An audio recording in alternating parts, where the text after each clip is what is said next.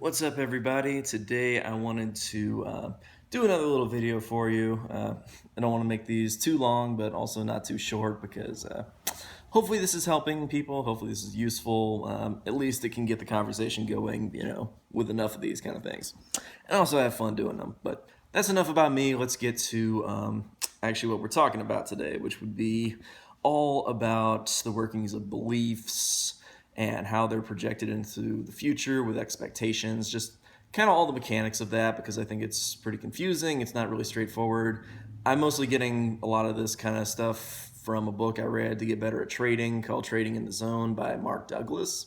It's an extremely good book. I recommend it for any kind of trader, but it's also got some really good stuff in there that's not just about trading, but can actually be about how to live your life, which is really pretty interesting. It's just kind of a bonus on top of the trading stuff about it. Anywho, enough about that one. Let's just talk about kind of the mechanics of how life really ends up working out and why some people really love it, why some people really hate it, that kind of thing. So let's just get into expectations. So expectations really determine how happy we are in various situations. See, if we have an expectation met, like, this thing happens the way we wanted it to, then we feel really good. We're like, yay, this thing went perfectly. I love this, etc. People feel really happy when they have an expectation met.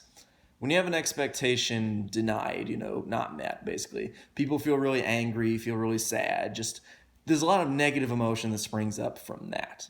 So outside the fear-love dynamic, the fact that that happens is basically universal. When you set up an expectation, you're causing that kind of thing to happen. You're saying, okay, it's basically like placing a bet, okay? Whenever you have an expectation, it's a bet. So it's a bet that what's going to happen is what you want to happen.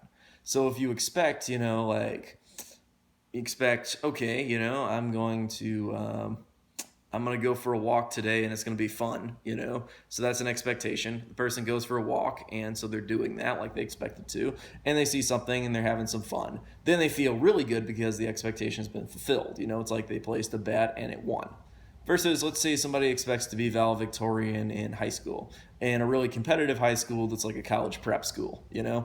And they try really hard and they end up like, fourth in their class, but they still feel bad. Why do they still feel bad? Because they had this expectation of, I'm going to be valedictorian. And they were up against a goal that was really hard to meet. It's like putting all your chips on 33 black on a roulette wheel. You have like 100 different options. You spin the wheel, and you're saying 33 black. I want it to come up like 33 black. You have this like 1 in 100 chance, basically, of it actually coming up 33 black. Okay? So your expectation is going to make you feel bad 99 out of 100 times in that case, making that a bad kind of expectation. But then it really comes down to, like, once you understand that your happiness is really dependent on your expectations, it's then really the alteration of your expectations. But why do you have expectations in the first place? Why do some people have better ones that work better on the day-to-day than other people? Well, that one's also pretty simple. This one comes down to beliefs. See, your expectations are actually just your beliefs projected into the future. And that's the basic idea.